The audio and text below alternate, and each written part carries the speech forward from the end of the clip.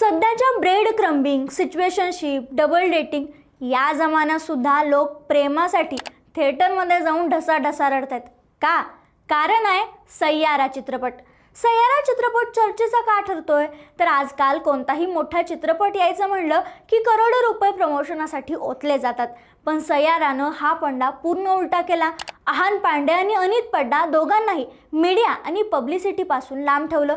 दुसरं कारण म्हणजे तुम्हाला आठवतंय का आशिकी 2? त्यातील गाण्यांनी लोक वेडी झाली होती. आज ही ती गाणी लोकांच्या प्लेलिस्टमध्ये आहेत.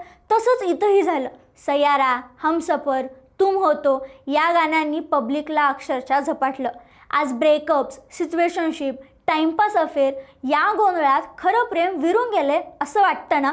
पण सय्यारानं दाखवलं की लोक अजूनही तेच जुनं विरहात रडवणारं शुद्ध प्रेम शोधतात.